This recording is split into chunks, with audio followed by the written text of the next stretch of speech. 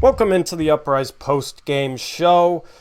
This post-game show is starting a little bit late because I had a rec league game, so Tuesdays and Thursdays post-game streams might start a little bit late, just depending on what time my game is. It's either 6:30, 7:30, or 8:30, and depending on what time the Blazers game is. So that's why we're going live a little bit later. But let me know if the syncing on my voice and my mouth is good, because I need you guys to help me with that. I can't really tell since I'm not listening to myself talk. So if it's a little bit off, let me know and I can double check that and make sure things are good to go for this post-game stream. It's something that I always have to do.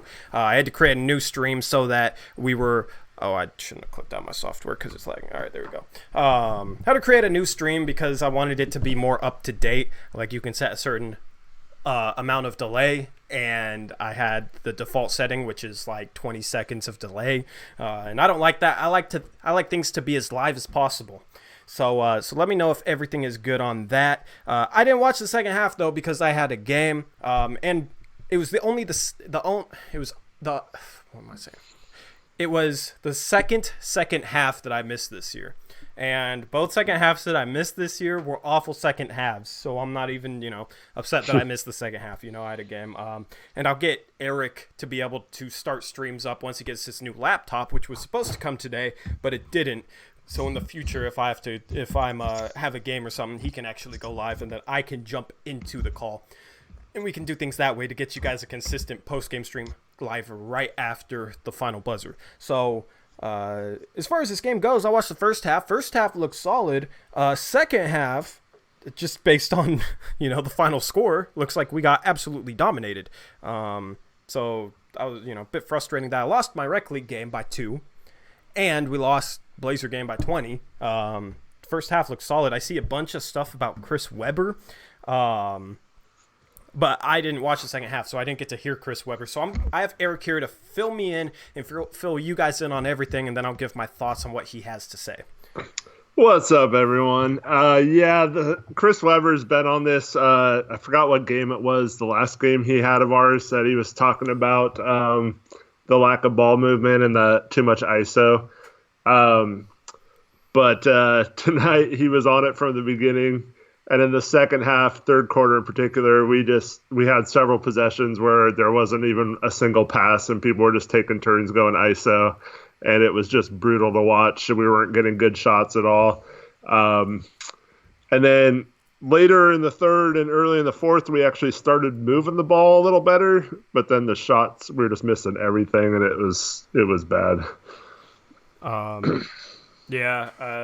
Sounds kind of like the struggles we had. But dude, before Melo, to me, I mean, that's kind of you filled me in a little bit before this, and it sounded like kind of the struggles we had before Melo. And I get that they're a good defense, but it seems like we regressed in terms of our style of play, which I kind of saw in the first half where we were making shots, but it seemed like things were just a lot more stagnant than how they were the past 3 games. And Marv Albert needs to be let go from broadcast. There were so many times tonight. So there was a play in, I think it was the first half, where Paul George hit a 3, and he's like, and Paul George hits a 3. No, it was Carmelo Anthony. Anthony with the 3. Carmelo's on fire. And then, we weren't even on offense. And then he's like, oh, wait, it was Paul George. And then that was the first half or the second half? Because I didn't remember anything like that. Actually, it must have been the second half because the Clippers were going towards that basket. So, yeah, it was the second half. And then there was a play where Whiteside blocked Zubac on a jump shot. And he's like, and Zubac blocks Whiteside. An incredible block by Zubac. And, it's like, dude, come on. That's bad. I know. It's bad. I mean, he's getting up there in age. Right. But I see a lot of hate for Chris Webber. So fill me in on what Chris Webber did to piss off Blazer fans. So Webber has been on the ball movement thing. So he was calling out the lack of offense, the lack of running plays, the lack of ball movement, the lack of possessions without a pass. He was just on it every time down. This is not going to win you games. And if it does, it's not going to lead to winning basketball in the playoffs. And it's kind of like what we say all the time. Guys can get hot. We have good players in Dame and CJ that can carry a team if they're on. but like against a good team, especially against teams like the Clippers that are really good defensively, you're not going to win playing iso ball. And he just pointed that out every time, and it seemed like we were just playing right into what he was saying not to do. And there was an interview with Stotts where he basically said, "Oh yeah, I pointed out to the team that they were last in assists and that we needed to pass more, and it's been much better the last few games." It's like no crap. Hey guys, we're not getting many assists. We should pass the ball more. Great coaching. You know what I mean? I don't. I'm just teasing Stotts there, but I mean, so why is Chris Webber getting so much hate? Because it sounds like he's not wrong. Yeah, I just think it sucks when you start losing and someone's like basically talking crap, and then at halftime, like Barkley was saying how they should break up this team. It's done, and it's not a roster problem. It's a style of play problem, and that's but that's the thing too. Is I get the frustration from the standpoint of they haven't watched the last 3 games. They didn't watch those games, did they? Because we were moving the ball a lot better, and that's something they probably would have mentioned. Is okay, this team was moving the ball a lot better the past 3 games in their wins, but no, it's like Carmelo Anthony is saving this team. That surface level crap. Even though Carmelo Anthony is definitely helping this team, that's like as much depth as they'll go into. But I mean. It sounds like some stuff that I would say about our team if I was the color commentator, if I was allowed to speak my mind. Because we do have an offense that resorts too much to isolation, and it bogs down and becomes way too stagnant. The thing is, I don't think it's a product of the roster and the players that we have. I think it's a product of the system and the coaching. I mean, Carmelo Anthony has shown that he can make the right pass. He can move the ball. I mean, this roster has shown that they can move the ball against a poor defense. They're just not used to it. And they don't have a ton of time together with Melo in the lineup, you know what I mean? And that's the thing, is they're not good enough yet at moving the ball, at moving players to do so against a really good defense. So like we saw it against bad defenses, which was improvement because we weren't doing it at all. But we were doing it, we started doing it a lot better against the Bulls and the Thunder, which was promising. And then we run into a Clippers team, and Clippers are a really good defensive team. You know what I mean? You got Patrick Beverley, Paul George, Kawhi Leonard, Maurice Harkless. The thing is, Paul George, Kawhi Leonard, and Maurice Harkless playing 2 through 4. Those guys can guard 2 through 4, so they're super switchable. A lot of times they're able to contain transition offense because any 3 of those guys can pick up point guards, shooting guards, small forwards, power forwards. They can guard whoever, so they don't necessarily have to get back to their assignment. They can just pick up ball, and there's no mismatches to exploit. So they're just a very versatile, good defense. So you gotta give some credit to the Clippers personnel, but we have they're to. One of the we have few to make teams it that can stop our lineup even when it's playing well. Yeah, and we struggle against the long, versatile defenders. We become stagnant against them. So that's the next step in this team's evolution. It seems like is we got to consistently play a good style of basketball and consistently make an effort to play a good brand of basketball. Our sets have to. I've been critical of our sets. I have seen some improvement in some of the stuff we're running. We're getting into our offense sooner, that type of thing. But it's not consistent, and that's what I was saying. That's what I was saying a couple days ago. Is you gotta just become more consistent at it. Like I was expecting there to be some inconsistency. I even said that I think after the last Bulls game is, they're not gonna move the ball well every single night. They still have bad habits. Just because they were better for 3 games doesn't mean that's how this team is going to become. That's why I'm not sitting here praising Stotts. Like I need to see this team do it consistently against good and bad teams. So I mean, like I said, I didn't watch the second half, but I feel like I got a good feel for what happened in the second half, just based on what's happened in the past, what people were saying, Chris Webber was saying, what you're telling me, yeah. I don't know. That's my take on it. Yeah, it's frustrating. And there was a couple times. So CJ had a nice backdoor cut, got a layup. Simons had a backdoor cut, got a dunk. And then Melo had a backdoor cut, got pushed in the back, but got rim checked Hazonia style. Yikes. Oh man, I forgot about this.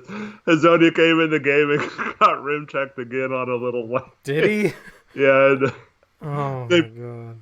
That's the one thing I'll give Stotts credit for with the back-to-back tomorrow. He did pull the starters with about 7 minutes left in the fourth quarter. How much were we down with 7 minutes left? I think it was like 22 or something at the time.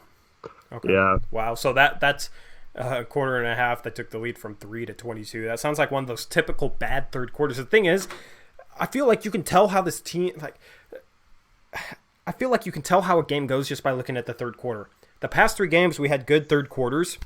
Before that, we were really struggling in the third quarter. Like, we would have the lead at halftime, and then we'd have a horrible third quarter. It seems like that's how it was tonight. A lot of games, you can just tell, looking at that third quarter, how the game went.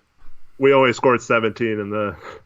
And with our defense, we can't have quarters like that because we just give up too many points on the other end. Were we running up against the shot clock on a lot of possessions? Were we shooting a lot of... No, we were going quick in the clock, but it was like dribble, shoot, settling for bad shots. Yeah. I'm gonna look up the. I don't know if I can look up the shot chart on my phone. Oh yeah, I can. I'm gonna look up the shot chart for the third quarter, and if you guys want to look up the shot charts for the game per quarter, you can. I use the ESPN app. I use the box score, Blazers versus Clippers. Wow. I see a lot of straightaway threes that we missed. We were 1, 2, 3, 4, 5, 6, 0 for 7 from 3. Seems like in the third quarter. I don't remember them hitting a 3 that quarter. A lot of misses around the rim too. So it looks like we were 2 for 7 within like 5 feet, and then outside of 5 feet we were 5, 6, 7, 3 for 14. So, I mean, there's some mid-range looks there. I don't know. It's interesting to look at shot charts. You can, dude, if you guys have the ESPN app, I recommend you guys bring it up right now and look at the difference between our shot chart in the first and second quarters and then the third quarter. Like, it was an even distribution of shots the first and second quarter. Our offense was good. In the third quarter, it's a lot of, like, it's more skewed towards the perimeter. Well, I give credit to Stotts for resting the guys. You know, we got a back-to-back. So, I mean, that Kings game is going to be important to win tomorrow at home. That's a team we should beat. Sure. So, I mean, you know, guys should be rested. We just had 3 days off, too. So, guys should be rested, ready to go. And we'll try and get it. We'll try and get it tomorrow. Quick turnaround, which I like. Off a loss, yeah. Yeah, you know, I like having a quick turnaround after a loss. 3 days kind of sucks when you're on a winning streak. Yeah, for sure. Although we came out pretty good in this game. Yeah, I mean, the first half looked solid. We ended quarters bad. That's what I noticed. Montrezl Harrell had 2 buckets at the end of the first and second quarters. Well, he also did it the third quarter, all off of offensive rebound, so that's 6 points right there. We rebounded just as well as they did, but we shouldn't be giving up 12 offensive rebounds. Because the thing is, they convert a lot of their offensive rebounds, as well as any other team. Most of that is Montrezl Harrell is really good getting putbacks, but in the first half, man, I felt like the perimeter guys weren't really crashing like they had been. We weren't really flying around the boards. We just seemed a bit flat even in the first half. You know, I mean, we were hitting shots, we were making plays. That's why we were in the game. But in terms of like energy-wise, we didn't seem like we had that same spark as we did the last 3 games. And, you know, maybe that's playing on the road compared to home, but we have to have that consistent spark, consistent energy, and play that consistently good brand of basketball. Because that's the thing, man. If this team played like how they did the past 3 games, I know they beat bad teams, but the style of basketball they played, I think could have had a chance to beat the Clippers tonight, even with how hot the Clippers shot.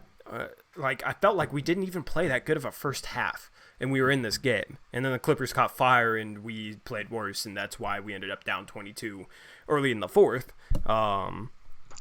Yeah, I don't know. You had Kawhi went 3 for 15 in this game, and Lou Williams was 4 of 14. So yeah, Patrick Patterson's freaking 5 for 7 3-pointers. That's the thing in the first. Almost all of them were wide open. Yeah, dude, our defensive rotations were off.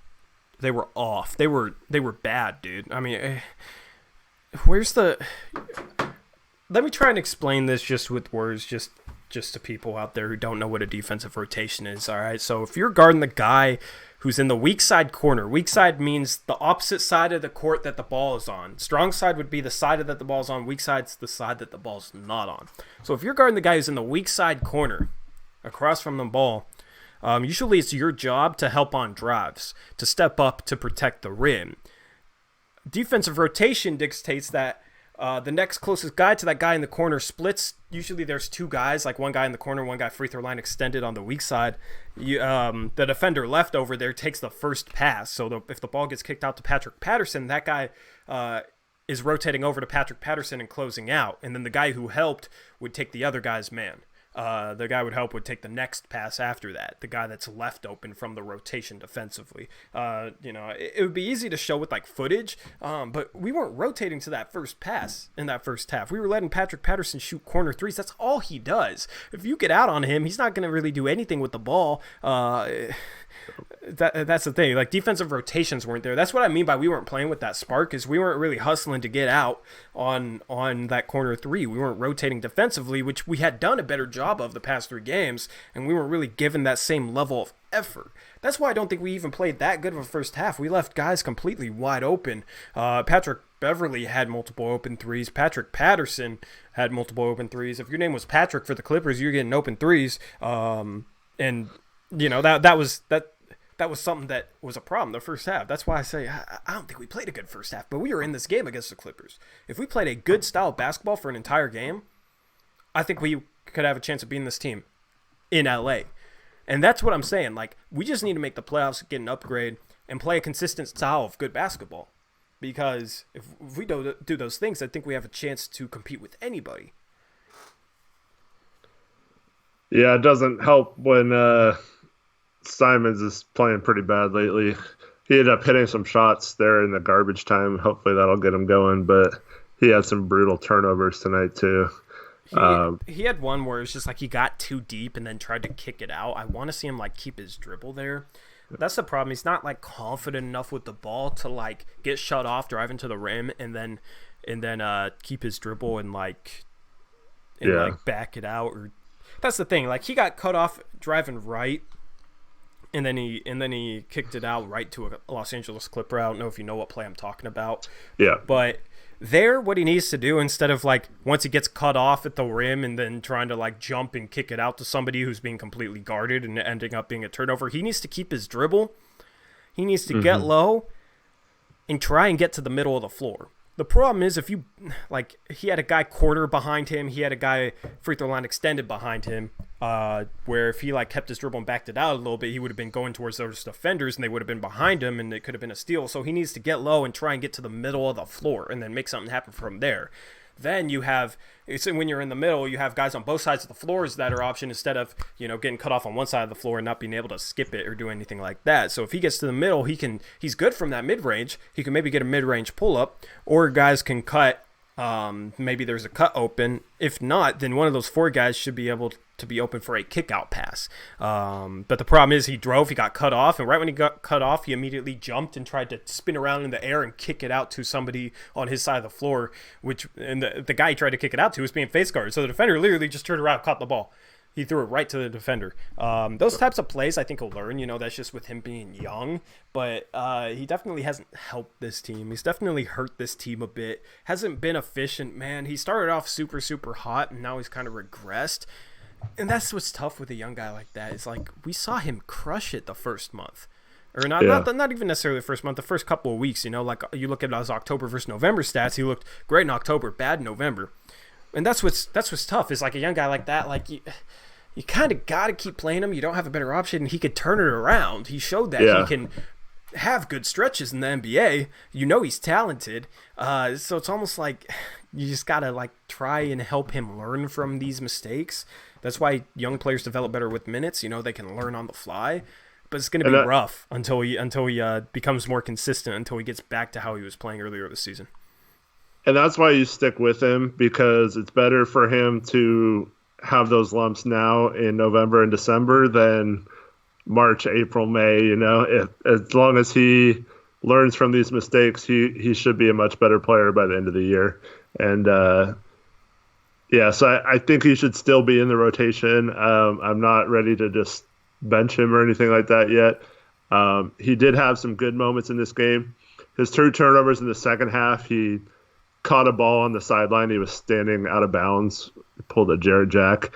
Can't do that. And then he had one where he got the ball and he was about to shoot it, and then decided he wasn't going to shoot and did a jump pass in the air, and that's never a good idea. Yeah. So he just threw it right to a Clipper, and that led to a fast break. I think it was Bazemore had a bunch of chase down blocks in the second half, which was the only exciting thing about the second half. He's got to learn how to help the offense better. He did have 6 assists tonight, which is nice to see. Simons did. Yeah, so despite the turnovers, he was trying. I mean, he had that nice kick out pass to Bazemore. It was nice to see him, make that pass. That was a really good pass. You know what I mean? CJ ain't making that pass. So that's the thing, is he can. That's what I've noticed too, is when he has an option available, he has solid vision when he drives and gets cut off and jumps in the air. But if he doesn't have an option ready available, he gets stuck and he ends up turning the ball over. So he has to keep his dribble a little bit more. And he has to get better at, okay, you can jump and make a pass if you have an option, but you can't do that if you don't have an option. The problem is he does that. He'll drive and get cut off and jump no matter what. Right. And sometimes there'll be a turnover going the other way. They score well off that. So he has to do a better job of knowing when to back out from his drive, knowing when to change direction from his drive, and knowing the options that he has and doesn't have. And that'll come with time. You know what I mean? A lot of young guards have these problems. A lot of young players have these problems, especially a guy who didn't play any college ball and didn't play much NBA basketball last year. So, Simons has been rough. He hasn't been playing well. His percentages keep dropping. But, part of that is a shooting slump too. That combined with still taking his lumps in terms of decision making. He was shooting hot. He was shooting really well to start the season. That's why he was completely fine. Any mistakes that he made now it's kind of a double whammy. You got, he's not shooting well, and he's still, has to learn on the fly, has to learn the right plays to make, has to learn from his mistakes, has to, make less mistakes than he's making. So hopefully he finds his shot, because if he finds his shot, he's still a solid player. And I think he will. He's in a slump right now. But he wasn't really the problem tonight, I don't think.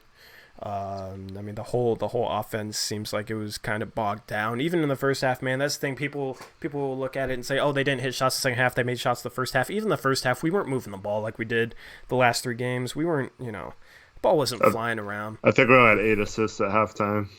Yeah, exactly. There you go. I mean, we were making shots, but only 8 assists, which, was on pace for 16 assists. That's not, we're last in the league right now in assists with 20 a game. So 8 assists and a half is not good. So I mean, it's just, you can look at the brand of basketball in the first half, and that's why I wasn't really. I thought about skipping out on my rec league game, but I was like, after watching that first half and the way we were playing, I'm like, I feel lucky to only be down 3 right now. And yeah, I mean, and then look at the final score, lost by 20.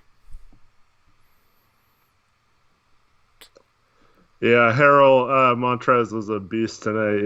He's a tough guy to stop. It's a bad matchup for Scal too with that second unit. Yeah, that's rough, man. I hope he gets overpaid by an Eastern Conference team. I hope a team like the Charlotte Hornets overpays him and he gets a max contract. And I don't know, because maybe the Clippers would give him a max, but I'm not sure. They're already paying guys. So I don't know if the Clippers would be willing to give him a max contract. I don't even know if he's worth a max contract right now. Tonight he played like he was worth a max contract, but that dude changes the dynamic of their team That dude is so key off the bench. That guy is one of the most underrated players in the league. A couple seasons ago, nobody really knew who he was, and I was looking at his like per 36 stats and like his energy and his defense. I'm like, this dude's really, really good. People don't know him yet.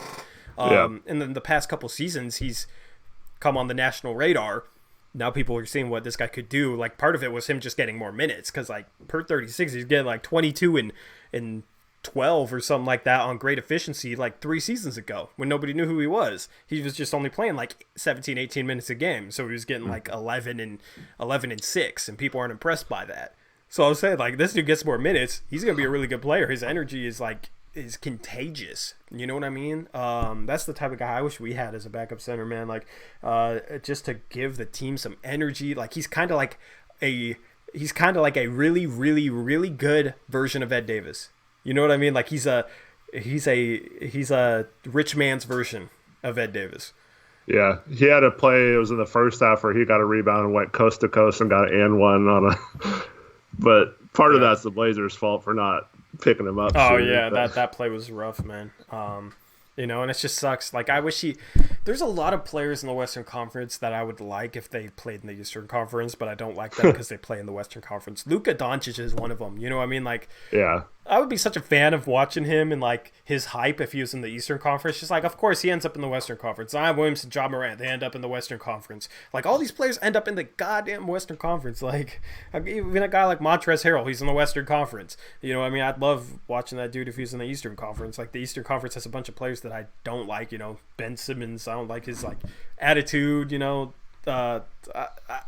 Kyrie, the guys like that. Like, there's just a lot of players that I just wish it was more balanced. I wish some of these players played in the Eastern Conference so they weren't playing for our rivals, because Montrezl Harrell's the type of guy you hate to play against.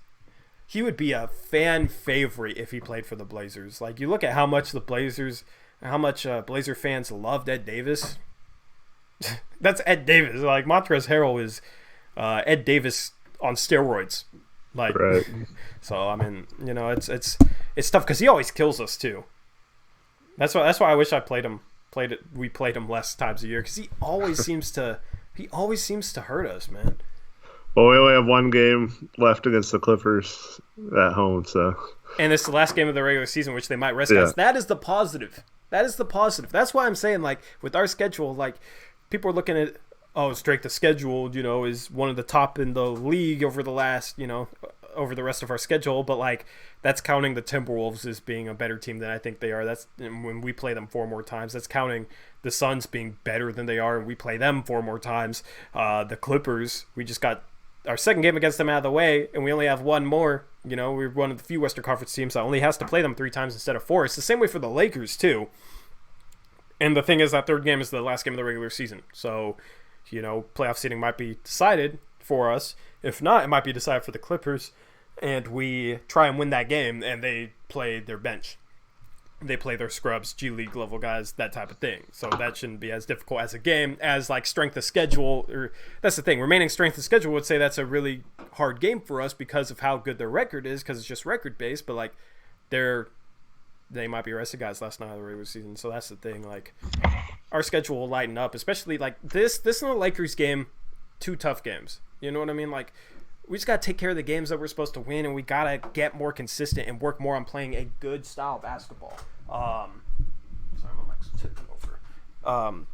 We just got to improve. And we got to win the games that we should win, like the Kings tomorrow night. That's what we got. We pretty much, I think we need to go 3-1 at home, whether that's the Lakers losing.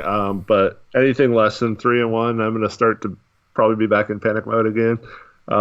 If we get 3-1, that's 11-14 mark we talked about. Yeah. We're probably fine. Yeah, because we got the Kings, the Lakers, the Thunder, and Knicks. And the Knicks. Yeah, we should be 3-1, man. We should be 3-1. We just blew out the Thunder at home. The Knicks are horrible, like horrible. They got some like kind of big names, but Julius Randle has been awful this year. RJ Barrett is overrated. His true shooting percentage is like 45%. He's not efficient. He's shooting like 50% from the free throw line. He doesn't shoot threes and only shoots like 44% on twos. Like, that's a guy who like kind of has a little bit of hype, but he's not good. And that team's just awful. That's a game we have to win. You know what I mean? So that Thunder team we just blew out home. The Kings without De'Aaron Fox and Marvin Bagley. I know it's the second night of a back-to-back. That's tomorrow night, but that's a game at home. That's a game we should win. So yeah, 3-1. 3-1. That's the thing. We gotta but we could lose these games if we don't play a good brand of basketball. That's what I'm saying. Like, we just got to focus on playing a better brand of basketball. We got to play a productive style. So Cranksack asked me, why is it panic mode? We missed good shots. I would argue that we did not we did not have very good shot selection in this game. Yeah. I mean, even in the first half when we were making shots, we weren't getting necessarily great shots. CJ was hitting a bunch of like step back, contested mid-range jumpers. So Melo is 2 for 9 tonight. I thought he kind of settled a little bit in the first half. He started kind of buying into that isolation heavy offense. But like the thing is I don't think it's like Melo being Melo. I think the whole team, I mean, like this team has shown that we revert to isolation. So when Melo does it, I feel like some people might freak out like, oh, there's the Melo we should all, be expecting. There's the Melo, that's Melo. That's Melo being Melo. But it's like the whole team is reverting to that style of basketball. When the team was playing a good style of basketball, when they were moving the ball, Carmelo was contributing to that. So I think Carmelo is going to play the way the rest of the team plays. You know what I mean? Like Carmelo might cause some problems some games if the team is like isolation heavy and he like buys into that, but like he's shown that when the team's moving the ball, he can move the ball and he can get good shots and he can score at an efficient clip. So I think it's just as a whole, I mean, we can't focus on Carmelo being 2 for 9, selling for shots, even though, I might call it out like saying Melo's settling a bit, but I don't think I don't know. I feel like people are going to be overreactionary to everything he does, And Crank, you are right that Lillard did get a few open threes that he missed tonight, and a lot of those are usually going to go down. He had a rough shooting night. But that was maybe, I think, I'd probably say 4 of his 3-pointers out of the 9 were good looks and just didn't fall. But, I mean, you're talking 4 out of 27 threes that the team took. Yeah. I gotta address something else in chat. This ain't the place to say you guys aren't real fans or that type of thing. I hate, even if I disagree with somebody, I hate when people sit here and say you guys aren't real Blazer fans, you guys are fake Blazer fans, blah blah blah. Like, and don't sit here insulting people like that. If you keep talking like this, Beavis, man, you gotta chill, bro. If people think we should trade CJ, that's completely fine, but we can't trade him until January 30th. And the team's not going to trade CJ. You know what I mean? I disagree with that, but I'm not going to sit here and call out people's fandoms.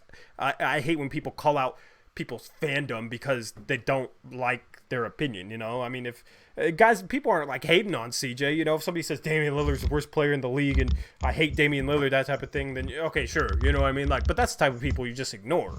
So either ignore people or respect their opinion without saying they're fake fans. That's as much as we don't like CJ's game a lot of the time, he's not a bum like JC just like I completely disagree with JC. CJ needs to go. He's a bum. No, man. He has areas he struggles with, but I mean, I don't even think CJ played bad tonight. Like, why is CJ getting heat? Let me look at the box score. He shot well. CJ was 9 for 17. But he was part of the problem with the nope. That's a whole team thing. You know what I mean? Yeah. Like, if people aren't moving off the ball and there's not good options to pass to at the same time, like, like he might take a lot of shots and not pass the ball, but it's like you got to analyze him based off of is he not seeing good passing options? Is he not making the right play? Like, is there a better play available to him that he's not making? Which I just don't like the possessions where you can tell before he even crosses half court that he's not going to pass, Yeah. I mean, like that. Like I said, he has his struggles. You know, I mean, like we agree on this for the most part.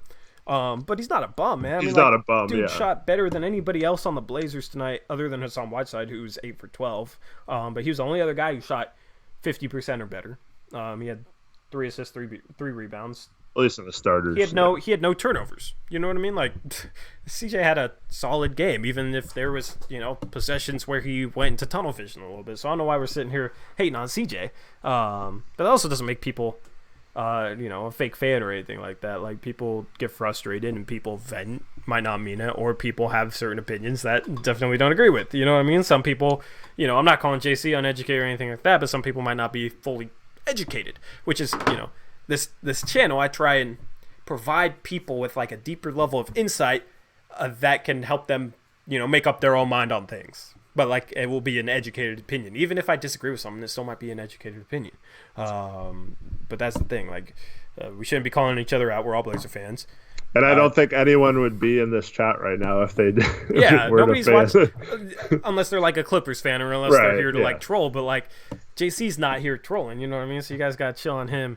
I saw the heat going on in the chat, man. I had to call that out. Keep this a good place to be for all Blazer fans with good intentions. So anyway, you guys can ask us questions in the chat too. You guys can let us know what you guys want to hear about. Clippers fans do troll, though. I think you can tell what's a Clippers fan. You know what I mean?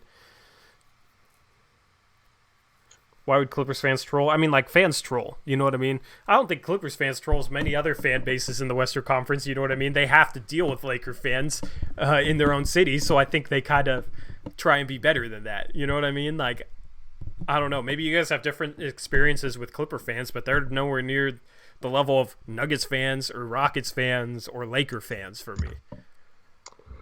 And all you got to say to a Clipper fan if he's trolling is your team has never even made the conference finals. So make a conference finals before you talk. You're the second most popular team in your city. That's the thing. I feel like that's why they don't, Yeah. They can't speak from, that, they haven't had success and they're the second most popular team in their own city. So that, like, how could they talk? We might see a difference this season, because this team is probably going to go on a run, but I don't have any issues with Clipper fans. I don't think they really troll. I like the Clippers, but I also like watching the Blazers. Yeah, I mean, we might have some general NBA fans in here. Seems like Stotts went back to the stagnant offense. Yeah, I mean, that's the thing is they played a good team tonight.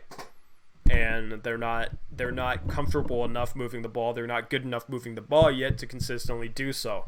Part of that is the players. Part of that is the coaching staff, because I don't think the coaching staff has made it enough of a priority, and I don't think they necessarily do the best job possible of setting them up in a position to move the ball, to make plays together. So...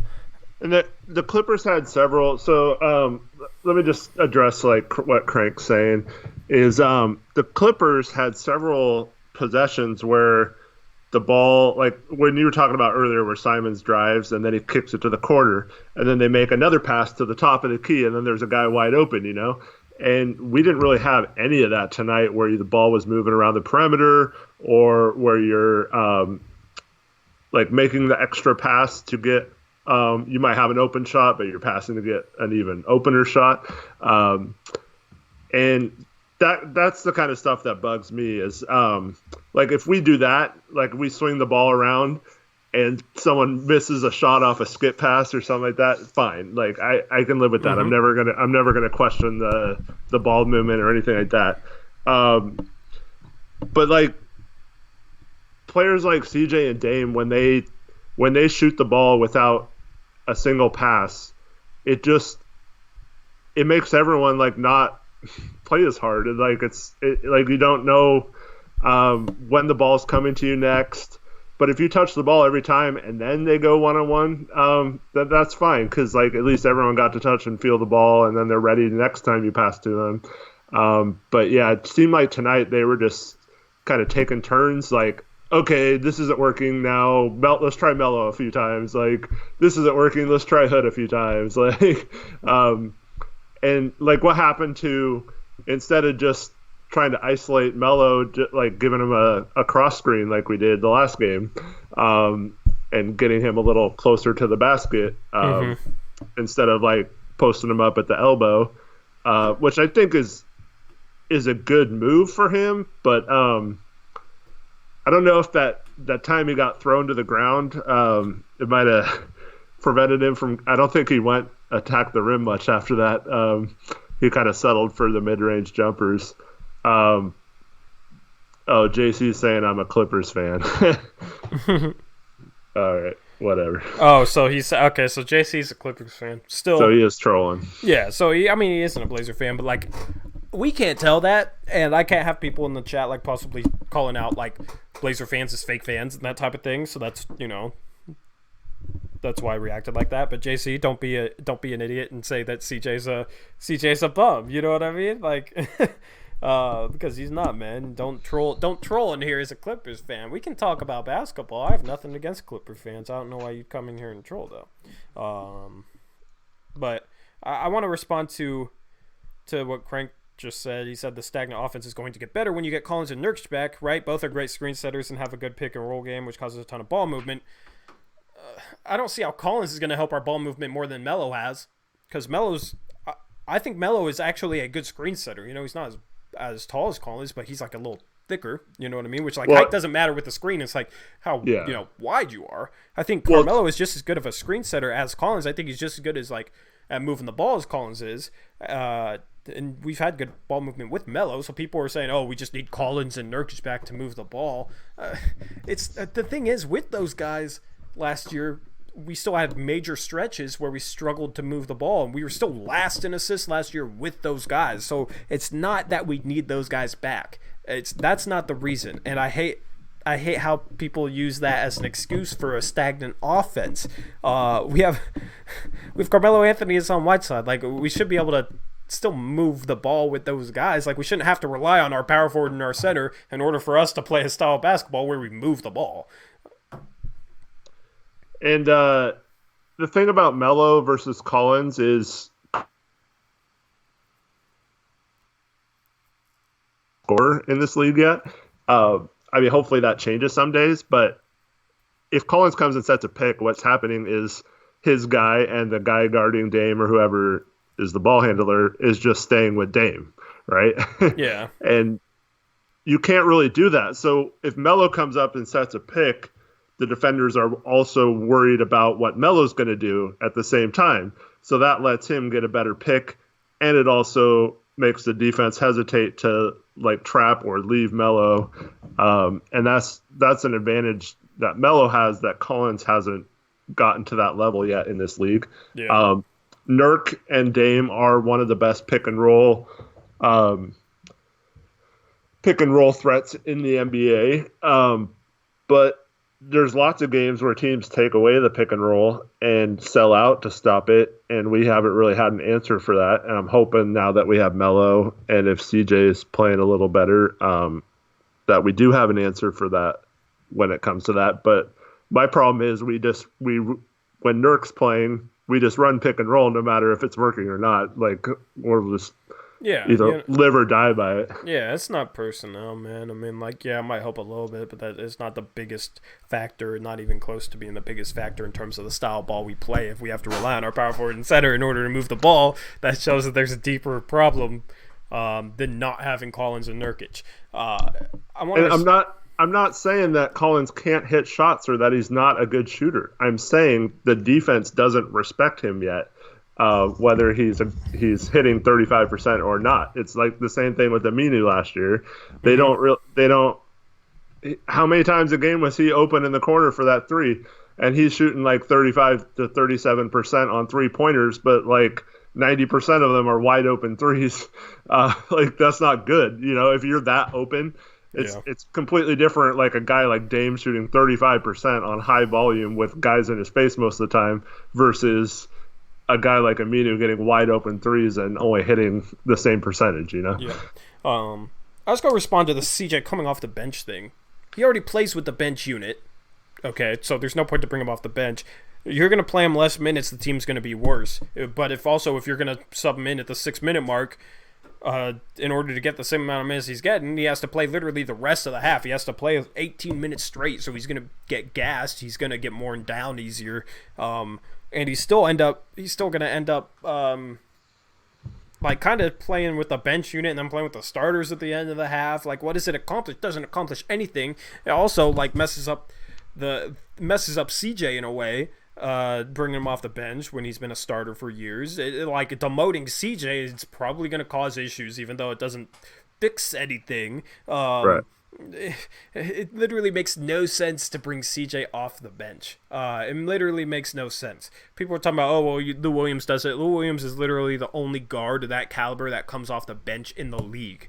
But he's also behind Patrick Beverley, who's a really good fit with the lineup they have. He's behind like Paul George, Kawhi Leonard. One of them can be considered the other guard, so he's behind two good players.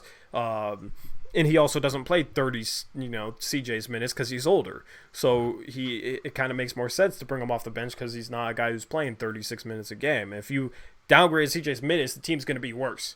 Because who are you playing instead of him? Who are you going to start over him? Like, CJ off the bench makes no sense. Like, for a multitude of reasons, it literally doesn't help anything with the team. We are mismatched against taller, lineups.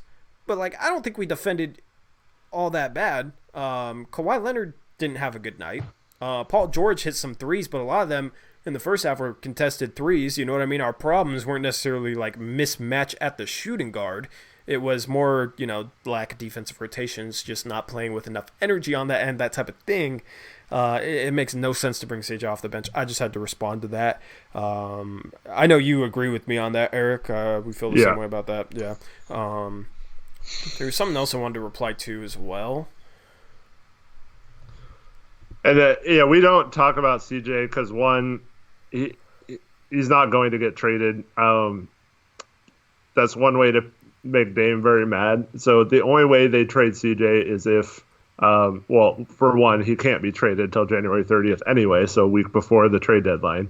So it's kind of pointless to talk about trades now because we don't know how the team will be in two months.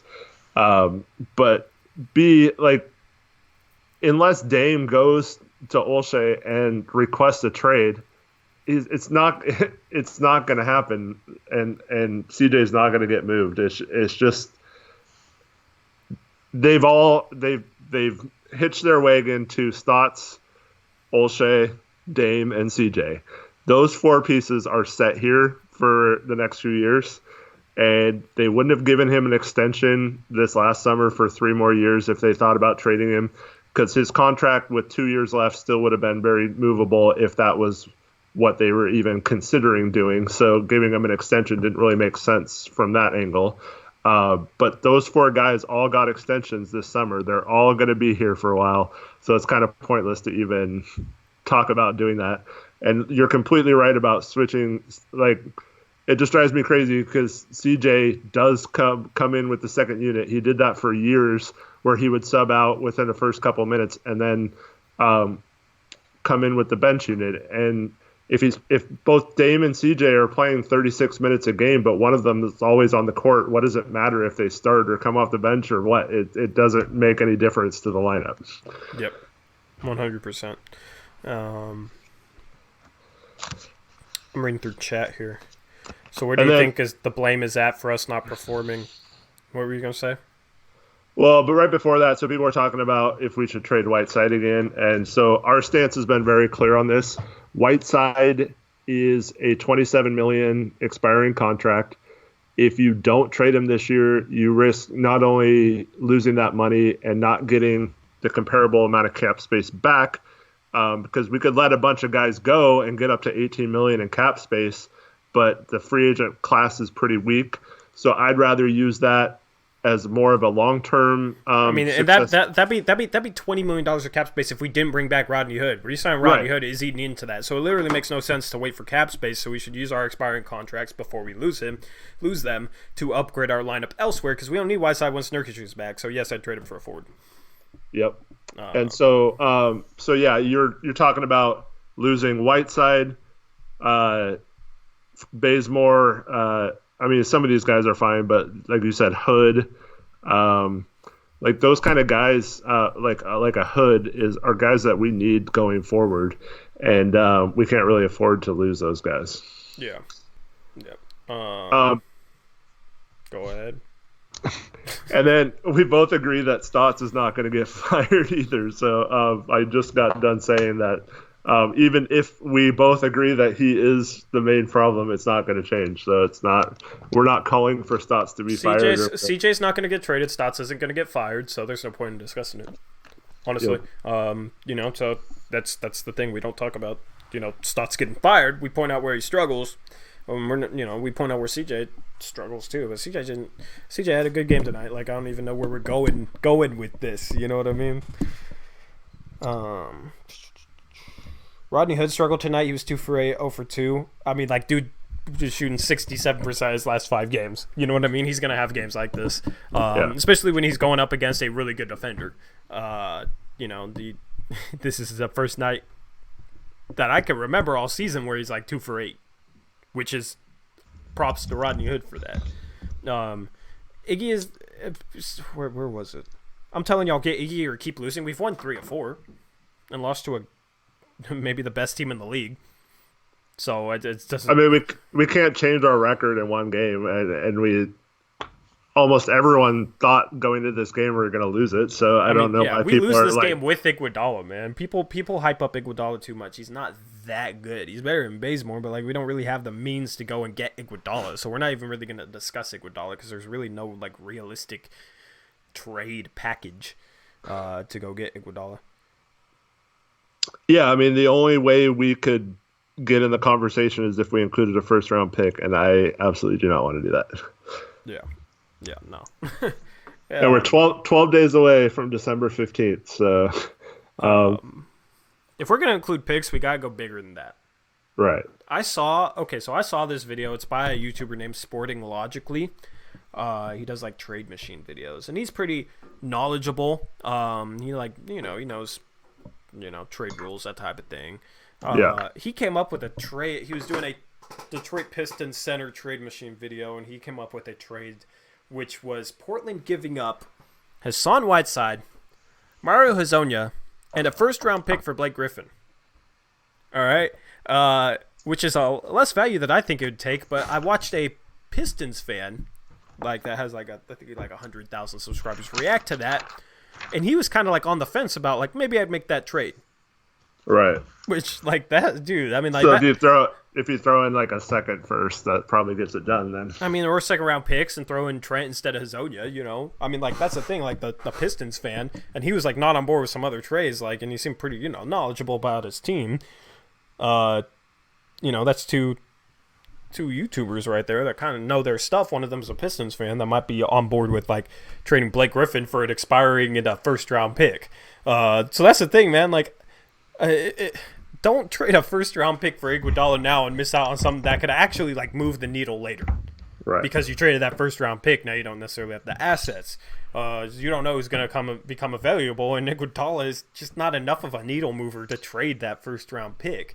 Like people wouldn't trade Bazemore and Nasir Little for Iguodala. We got Nasir Little with our 25th overall pick. Our pick might be like 10 spots higher this year. You know what I mean? So trading a pick for Iguodala makes no sense. So that's really the only way we could get him, since we can't save them like $5 million. We don't have a Courtney Lee level expiring to trade them. So like Dallas is a good destination. Iguodala, we're not going to discuss Iguodala pretty much anymore. Maybe in a trade video we'll discuss it and gloss over kind of the things that we've talked about. Eric will probably be doing those trade videos once he gets his laptop. But Iguodala is not a realistic target and does not make sense for what we'd have to give up to get him. And Beavis Cleaver says, I like Crowder. I like him too. The problem is his contract is like $7 million or so. Yeah. And that those kind of contracts are really hard for the Blazers to trade for, because you either have to include like 4 or 5 minimum contracts to get there, which is pretty much impossible because almost every team is either at 14 or 15 roster spots. So then you're talking about them having to waive 3 players, and it just gets kind of messy that way. Or you're talking about adding like a Solomon Hill's contract or something. So it would be like Solomon Hill and Jay Crowder for Kent Bazemore, which is something that Memphis might consider, I guess. But do you want to take on Solomon Hill and waste that roster spot just to get Crowder? And is Crowder instead of Bazemore really that much better? I think it is definitely an improvement. I just don't know if those kind of trades really just do anything to help us this year. I mean, we'll have a trade video, in the future, and we'll cover this type of stuff for sure. But also, just to say this on Crowder, he has not shot well from 3-point land the past few seasons. He's doing better this year, but I don't think he'll keep it up.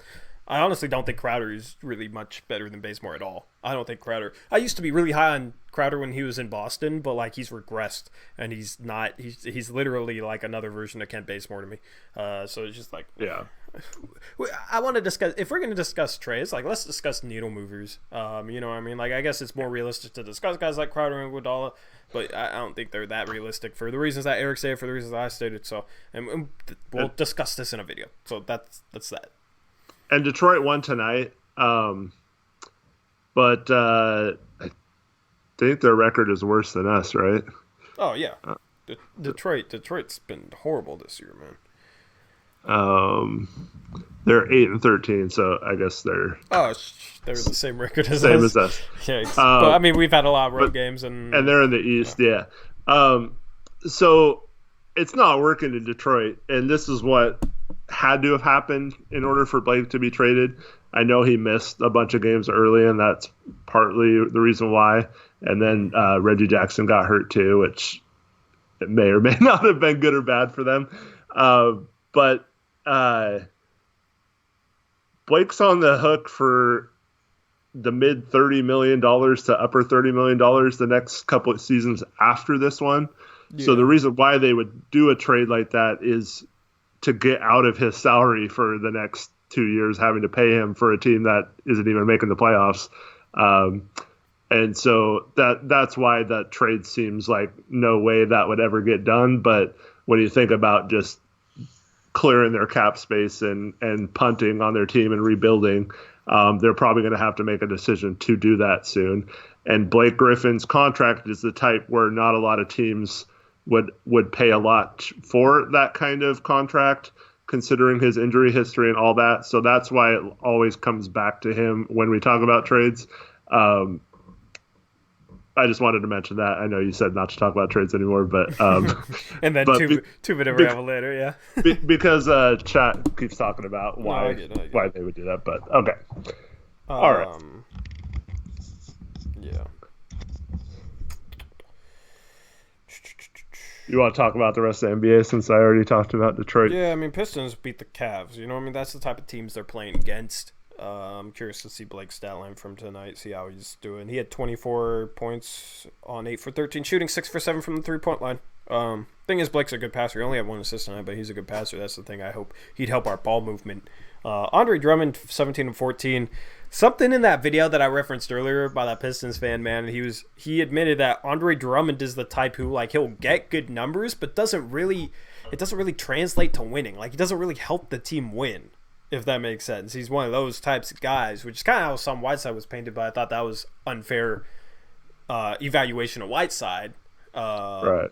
But, like, that's what he said about Drummond, and it kind of makes sense. You look at their roster, Kennard's had a ton of improvement this season. Derrick Rose has been playing great. Blake Griffin is back, and they were still losing some games. And Andre Drummond's putting up big numbers. You know what I mean? So, like, based on looking at their stats, like, they should be doing better than how they're doing. So it kind of makes sense to me that Andre Drummond is the type of guy who puts up stats, doesn't really help the team win that much, because without Blake Griffin, they still had some okay pieces. And Drummond seemed like he was playing good, but they weren't winning. Yeah, but like last season, they didn't have Derrick Rose, so you're running Brown and Kennard didn't play that well, and then they Reggie Jackson's not a great fit with Griffin and Drummond. I mean, I just heard it from a Pistons fan. A Pistons fan said that, so I mean, like, he has more insight than than us on their team. I just thought that was interesting. I'm just saying I don't know if Griffin and Drummond are the reason why they're losing. I think they've done a terrible job of building a roster around them. Yeah, I mean, I don't know. They got Christian Wood is a good pickup. Morris is a good pickup. Derrick Rose is their sixth man. Langston Galloway has improved this season. Langston Galloway's really underrated. Kennard's improved. I mean, it's a roster that should be in the playoffs in the Eastern Conference, I think. But I was just repeating what the Pistons fans said. So that was interesting. I was just repeating it. But Orlando beat Washington. Evan Fournier has been going off this year. He had 31 points. DJ Augustine 24 off the bench. Evan Fournier could be an interesting target though if the Magic aren't in playoff position, because he has $17 million this year, and then he has a player option for next year for another $17 million. Maybe with how he's playing, he might actually decline that, but I assume he's going to accept that. Maybe Orlando doesn't want that on their books going into next season because they are paying a lot of salary, and if they're not if they're not in position to make the playoffs, maybe they'd take like Kent Bazemore and a couple second round picks for Evan Fournier, and that would be a huge upgrade off the bench because Fournier can kind of play make a little bit, and he's a really good 3-point shooter, and he, like, as a sixth man, dude, would be phenomenal. Last season he struggled, but this season he's been one of the most improved players in the league. I'm gonna look up his stats right now actually, because he's been very impressive. He's getting 19 points per game, might be up to 20 after this game. 3 assists. He's shooting. This is a complete 180 by you. Well, I mean, like, he struggled last year. You know what I mean? Yeah. Like, he's not a good defender, so he has to be good offensively in multiple aspects to be a good player. And last season, his playmaking regressed a little bit, and he only shot like 34% from three. He wasn't efficient. I was a Fournier fan before last season, but last season he really, really struggled. Wasn't a good player. This season, right now, he's shooting 48% from the field and 43% from three. And he's getting three for a guy like that to get 3 assists a game too. That's solid. That's a really good offensive stat line to get 20 points per game, 3 assists, and shoot that efficient. You know what I mean? Like, when you compare that to a guy like Danilo Gallinari, I know, Gallinari's a 4. Evan Fournier is more of like a 2-3 wing type. But I wouldn't say Danilo Gallinari, based on how Evan Fournier has played this year, I think Evan Fournier is the better player. But he doesn't, just based on how he played this year. Last year, Gallinari was by far the better player. I'm just noting, Fournier's improvement, like that. He needs to play like this to be a good player, but he is playing like this. Like, that dude off our bench would be very, very helpful. And the thing is, playing off the bench, like, his defense isn't going to be as much of a problem because he's defending bench players compared to starters. So, like, you look at a guy like Bazemore, he's kind of like a complete 180 from Bazemore, but, like, Bazemore literally has been awful this year outside of, like, his defense. But even his defense, dude's getting like 5 fouls per 36 minutes. He had a foul tonight where Patrick Patterson drove on him and was not in position to score. He was probably going to shoot up some wild shot or whatever. Bazemore was in good defensive position. He just starts reaching like crazy and fouls him. Yeah. Like, Bazemore's fouling has been frustrating. Bazemore is not a good player for us, man. We need to upgrade that position, either by getting a starter and bringing Hood off the bench in that position, or by upgrading or by getting a guy like Fournier. And because, dude, Bazemore's been so frustrating, man. I had much higher hopes for him. Yeah, we definitely need, if Simons continues to struggle, we need a scoring wing off the bench. Mm-hmm. And obviously Bazemore's not that guy.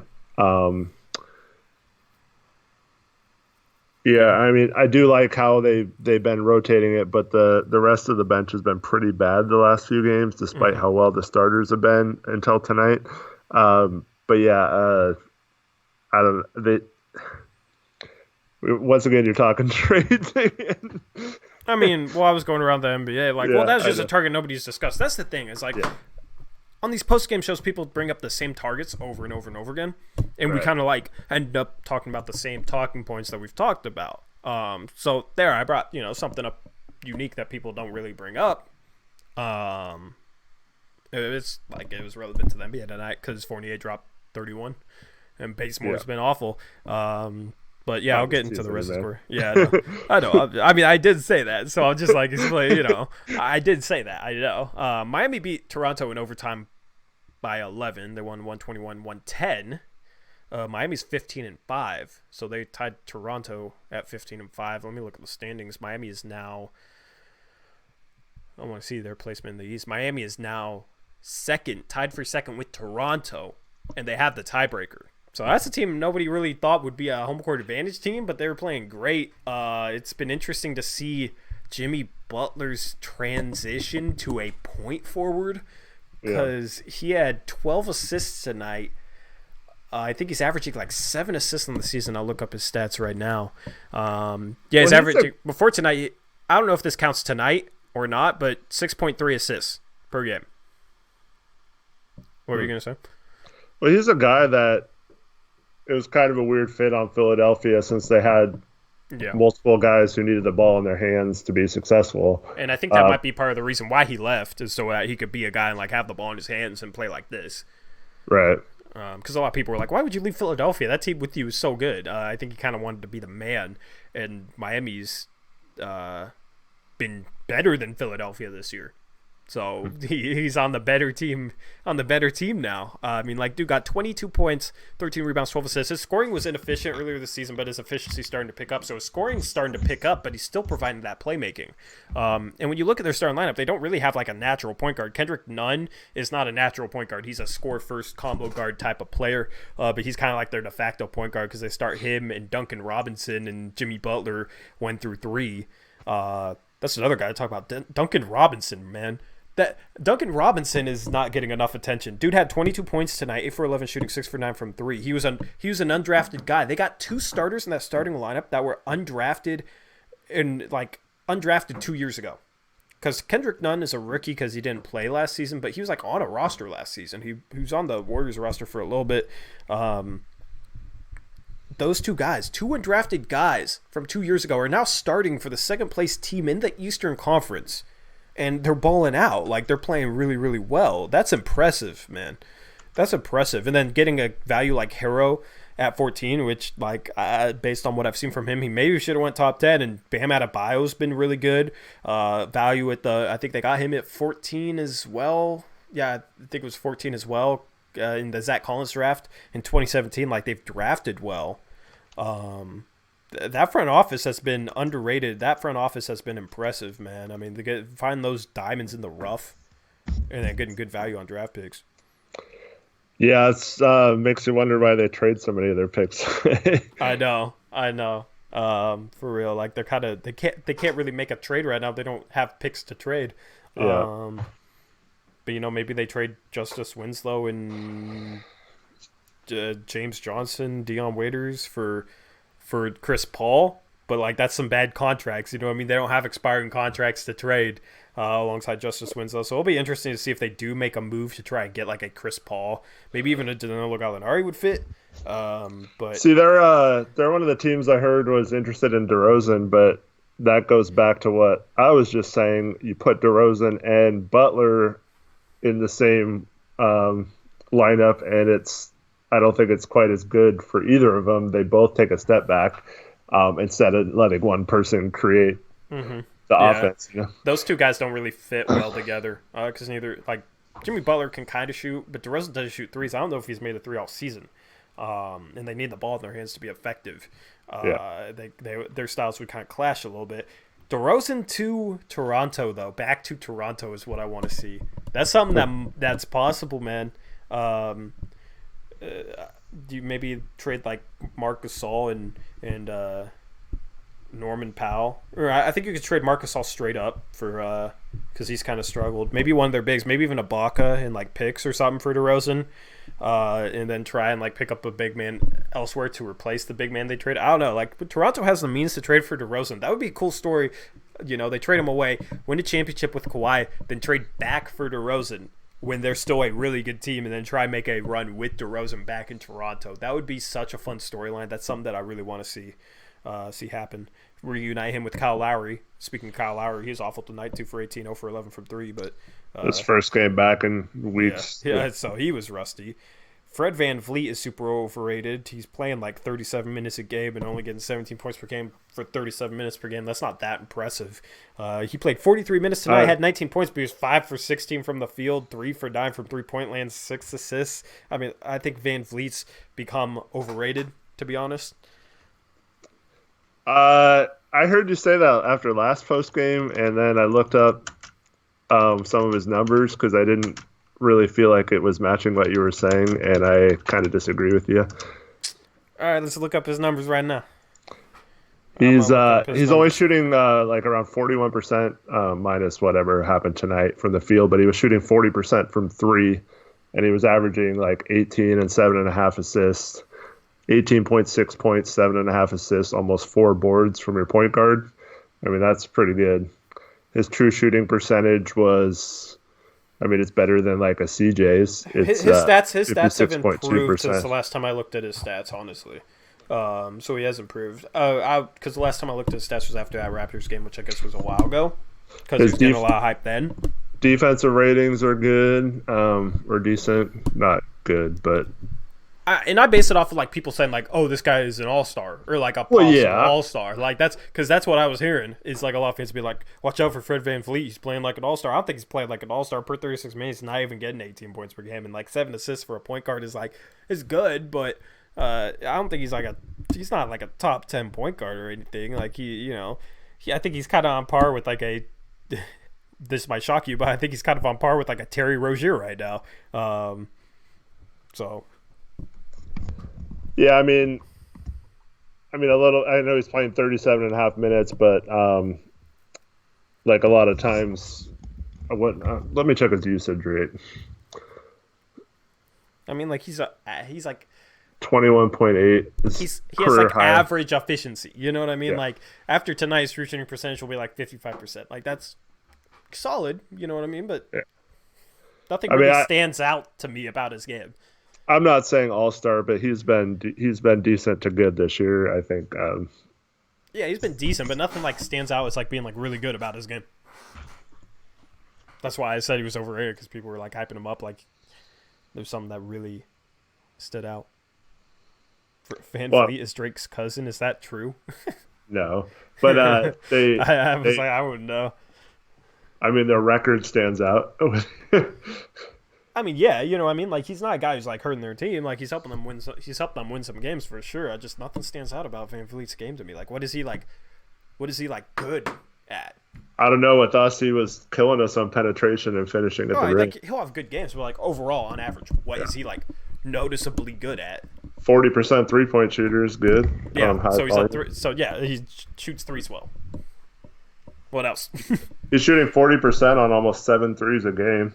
Yeah, so 3-point shooting, okay. 88% free throw shooter, 7.5 assists is better than Dame. I mean, but he's okay. I mean, like, but Dame, people don't look at Dame as like this great passing point guard. You know, for a point guard, 7.5 assists, like that's solid. That's good. It's not like it doesn't stand out to me. Kind of. For like a smallish point guard, almost 4 rebounds. He's also playing in a great system. Put him somewhere else where I'm just saying my viewpoint on him. You know what I mean? Put him somewhere else where he's like a top 2 option. I don't think he's going to do well. Oh, I don't think so either. Like you put him in Terry Rozier's position, I think he would maybe play worse than Terry Rozier is right now. Which I have been a Terry Rozier hater, but Rozier has been better this year than he has been in the past. Like, yeah, I don't know. That's just an interesting debate because we don't disagree on much, so I like when we disagree. Well, I never.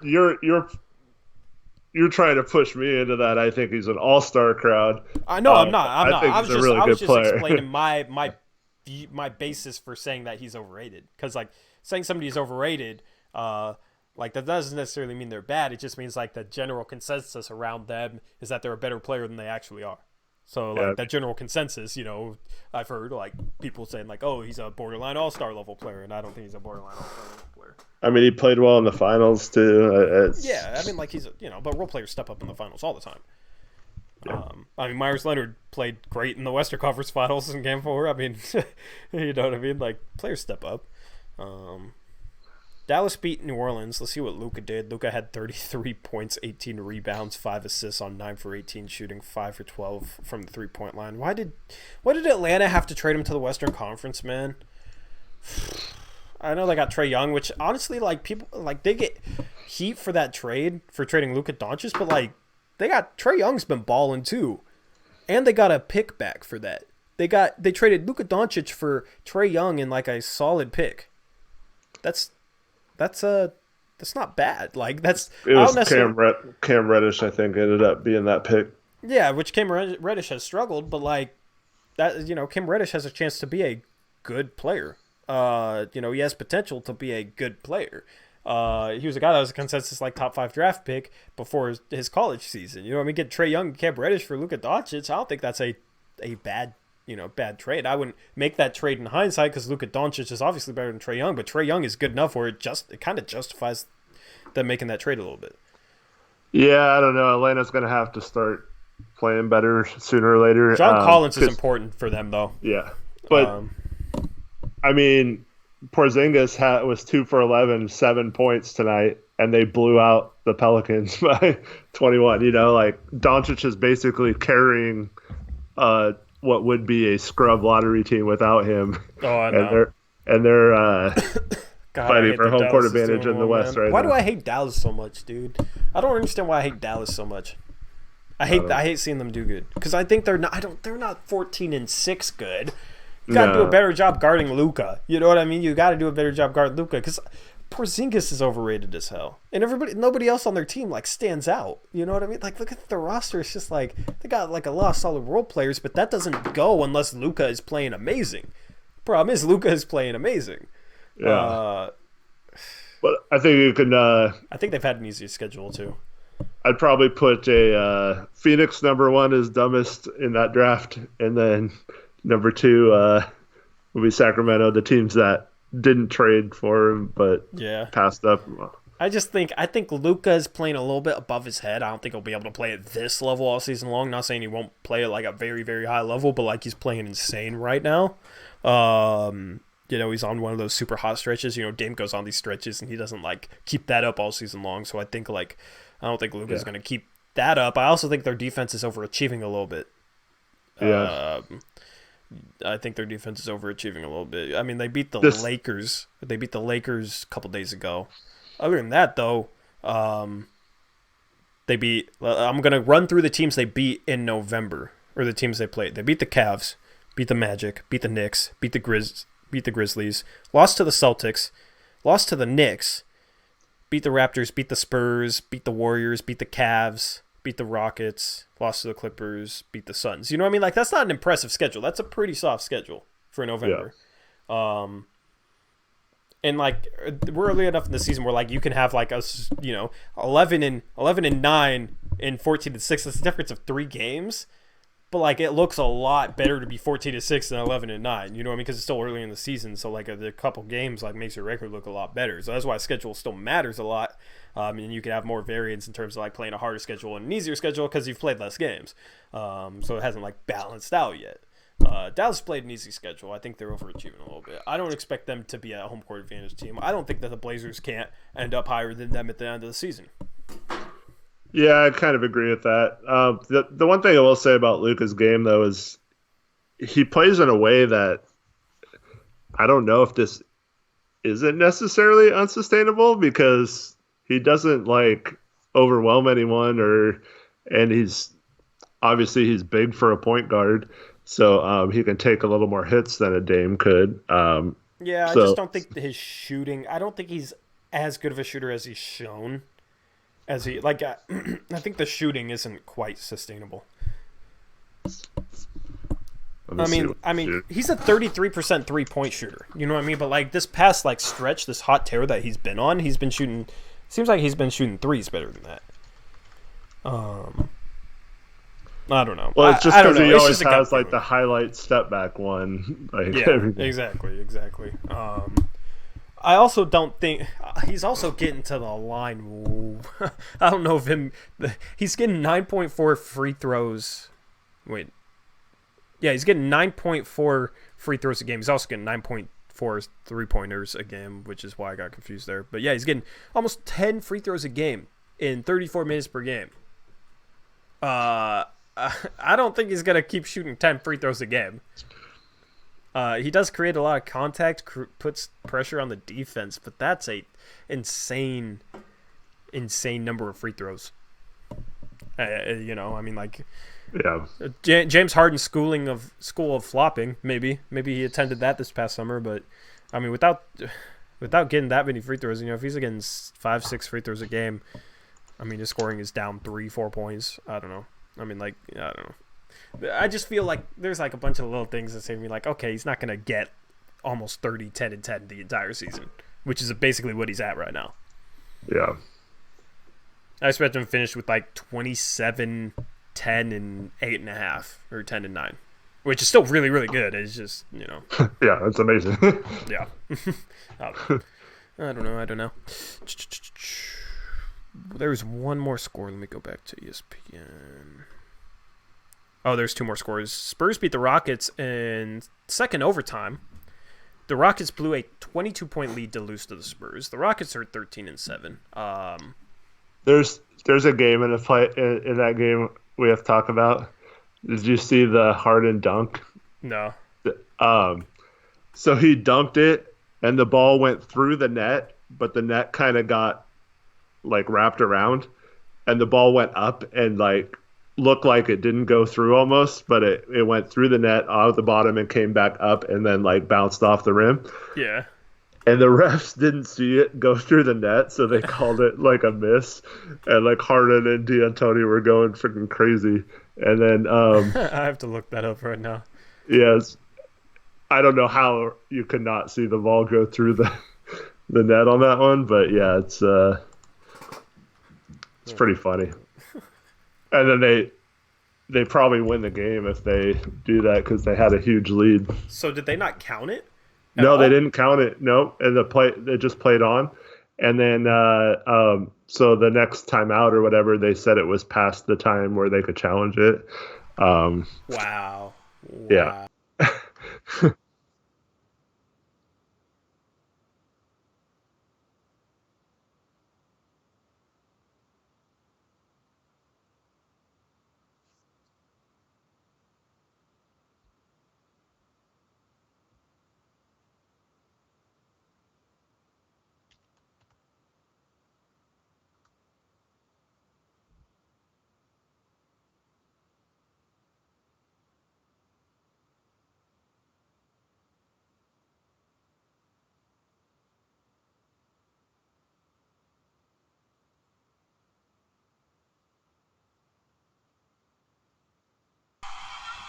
Wow.